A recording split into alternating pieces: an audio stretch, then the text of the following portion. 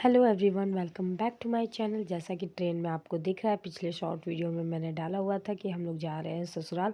और बस एक दो स्टेशन पार हुआ ही नहीं था, तभी रिद्धि टुकटुक ने जो ब्रेड वगैरह नाश्ता में बना के ले आई थी वो खा करके वो लोग लेट गए थे, क्योंकि पूरी बोगी जो ट्रेन की थी ना पूरी खाली थी एकदम। लगभग मुश्किल से 5-6 ही लोग सफ़र कर रहे थे। मुझे तो लगा था सैटरडे के शाम में हम लोग यहाँ से निकले थे, मुझे लगा था कि ट्रेन भरी होगी, बट ट्रेन भरी नहीं थी।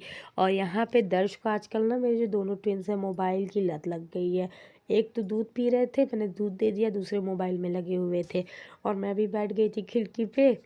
खिड़की पे बैठना बहुत अच्छा लगता है, बट ये है कि शीशा लगा दिया था क्योंकि ठंड काफ़ी हो जाती है। अब रात में ठंड लगने लगी और विंटर जो है ना वो स्टार्ट भी हो गया है। तो बस यहाँ पे बैठी हुई थी, दर्श लगे हुए थे मोबाइल में। और भी मेरे साथ जो बाहरी लोग थे 2-3 लोग, वो लोग भी बैठे हुए थे। रिद्धि टुकटुक तो पहले खिड़की पे बैठ के मज़े ली थी खूब उधर से साइड में। फिर ये हुआ कि उनको नींद आ रही तो इधर पूरा सीट खाली था, दोनों को एक ही सीट पे लेटा दी। और हर्ष दर्श की मोबाइल की आदत, बाप रे बाप, मुझे तो पता ही नहीं था कि इन लोगों को भी मोबाइल की लत लग जाएगी। ये है, मेरे दोनों ट्विंस बच्चों को मोबाइल की लत लग ही गई। पहले तो टीवी देखते थे, मोबाइल वोबाइल उन लोगों को मैंने कभी नहीं दिखाया। लेकिन ये ट्रेन में शैतानी ना करे, वो हर्ष को दूध पीने दे, इस वजह से मैंने दर्श को दे दिया था मोबाइल। फिर दर्श को दूध दिया तो फिर हर्ष को मोबाइल। इस तरीके से वो देखने में बड़े मज़े थे। और मैं यहाँ पे बैठी हुई थी, हस्बैंड जी भी साथ में थे, तो इस तरीके से चल रहा था। फिर आगे चिलबिला होता है, स्टेशन पड़ता है प्रतापगढ़ के पहले। यार एकदम सुनसान, एकदम सुनसान। 8, साढ़े 8 ऐसे या 9 बज रहा था, 9 कुछ बज रहा था। मैं कहा बाप रे, ये तो हॉरर स्टेशन लग रहा है। और ये होता है कि एकदम पूरा शांत रहे। फिर रिद्धि उठ गई थी, देख लीजिए एकदम हॉरर वाली जो फीलिंग होती है ना, वो वाली फीलिंग आ रही थी इस स्टेशन से। बाप रे, वो एकदम सुनसान। तो एक व्यक्ति नहीं दिख रहा था, एक इंसान नहीं दिख रहा था। पता ही है, रात के 9 ही बज रहे थे अभी। तो बस फिर हमारी ट्रेन वहाँ से चल दी।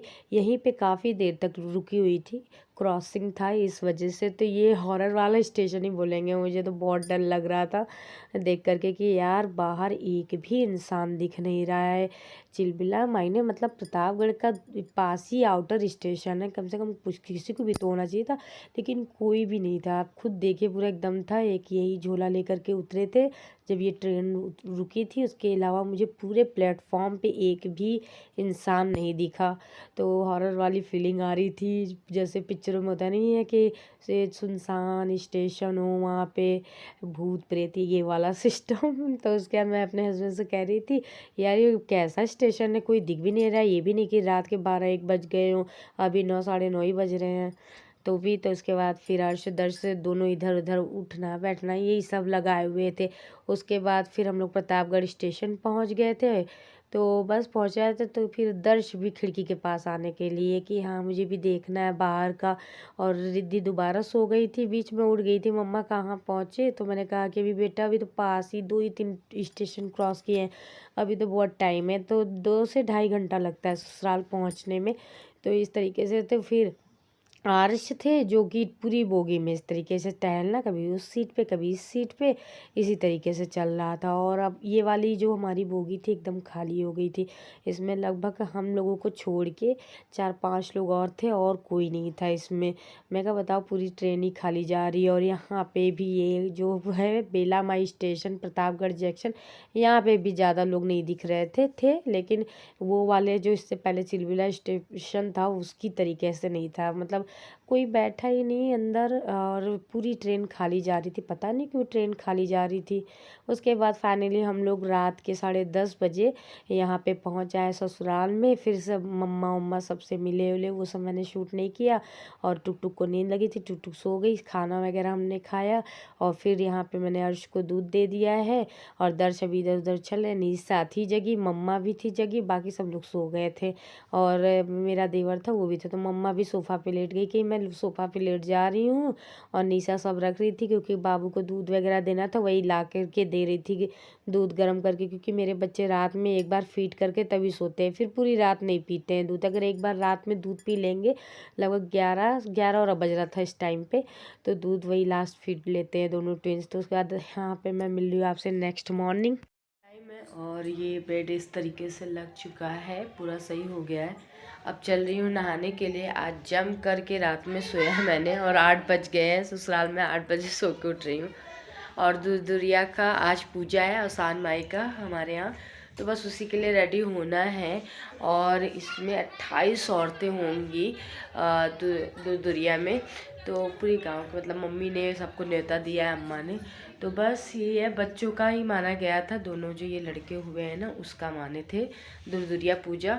मैंने भी माना था, अम्मा ने भी माना था, इसीलिए 28 औरतों को यहाँ पे पूजा जा रहा है। यहाँ पे इकहरी दुरिया नहीं होती है, दोहरी दुरिया मतलब माना जाता है 14-14 औरतों का, ऐसे है। तो 14 औरतें हमारे लिए पूजी गई हैं। हम दुरिया करवाएंगे 14 का, 14 का मम्मी के लिए, तो इसलिए 28 औरतों को बुलाया गया दुरिया में। तो अभी बस शूट करके मैंने ये बेड वेड इस तरीके से लगा दिया है पूरा सही से। बस अब चल रहे हैं नहाने के लिए। अर्शदर्श बाहर साइड खेल रहे हैं, गए हुए हैं। और गांव में यार ठंड लग रही है काफ़ी। हाँ, ठंड मौसम है और खिड़की मैंने खोल दिया ताकि थोड़ा सा हवा अंदर की तरफ आए।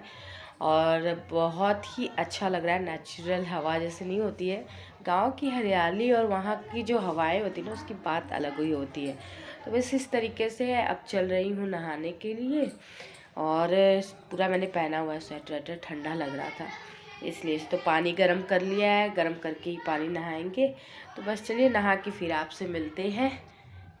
तो नहा धो ली थी, उसके बाद मैंने खिड़की बंद कर दी थी। मेरे जो कमरे में है ना बस एक बल्ब है, उसी की रोशनी है, उतना ही है। तो बस आज बाल भी मैंने धुल लिया था, सुबह सुबह ठंडे पानी से बाल धुला था, नॉर्मल जो चलता है।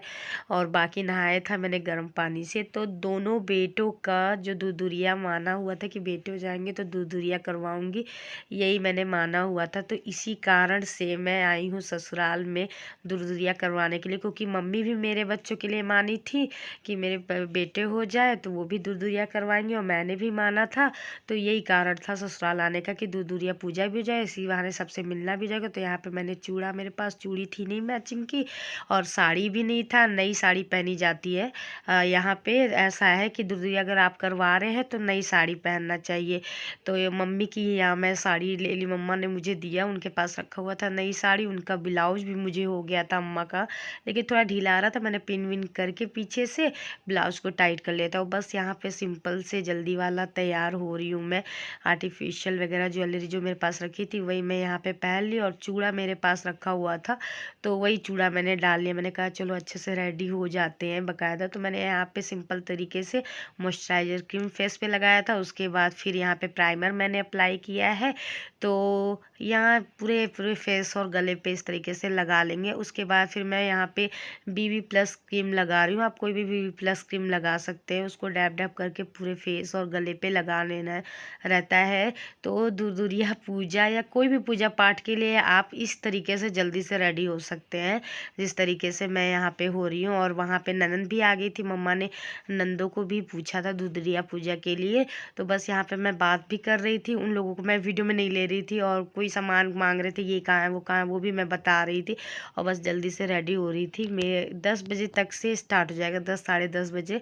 तो बस मैं सिंपल तरीके से यहाँ पे रेडी हो गई थी, और बिंदी लगा लिया था और लिपस्टिक वगैरह लगा लिया था, वो सूट नहीं मैं कर पाई थी। तो बस यहाँ पे फेस पाउडर हम लोग अप्लाई कर लेंगे। फेस पाउडर बहुत ही मायने रखता है। फाउंडेशन का आप यूज़ करते हैं तो भी पाउडर ज़रूर लगाया करिए। जो कॉम्पैक्ट पाउडर फेस पाउडर होता है वो सेट कर देता है चेहरे को अच्छे से। और या तो आप BB प्लस क्रीम भी लगाते हैं तो भी आप कॉम्पैक्ट पाउडर अपने फेस पे लगाइए, ताकि फेस ना थोड़ा सा अलग सा ग्लो आता है, उसमें अच्छे से सेट हो जाता है। उसके बाद मैं यहाँ पे आईब्रो सेट कर रही थी आईब्रो पाउडर से, क्योंकि मैं आईब्रो सेट जरूर करती हूँ। मेरा अगर आईब्रो सेट ना करूँ ना, मुझे लगता है मेरा मेकअप अधूरा अधूरा है। और तो और काजल भी मैंने लगाया था, बट मस्कारा लाना मैं भूल गई थी, तो मस्कारा मैंने अप्लाई नहीं किया था। बीच में लोग आ भी रहे थे, तुम कुछ पूछ रहे थे, कुछ बात कर रहे थे, वो भी मैं बताती जा रही थी। और यहाँ पे मैंने खिड़की खोल ली थी, मैंने कहा कि ज़्यादा उजाला रहेगा तो अच्छे से दिखेगा, थोड़ा वीडियो भी अच्छे से बन जाएगा। तो काफ़ी दिन बाद आना हुआ है ससुराल मेरा।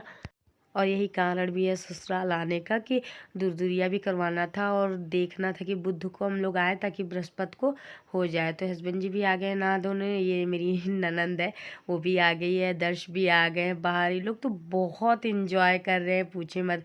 और रिद्धि को तो मिल गए, मेरे देवर का लड़का है ये छोटा सा। रिद्धि को बहुत अच्छा लगता है, कान्हा कान्हा इसका नाम रखा गया है। तो मेरी देवरानी भी आ गई है और यहाँ पे मेरे भतीजे हैं और मेरी सबसे बड़ी ननंद है। सब लोग बैठे हैं, बातें वगैरह कर रहे हैं। और अर्शदर्श को फिर दोबारा यहाँ पे दूध दे दिया।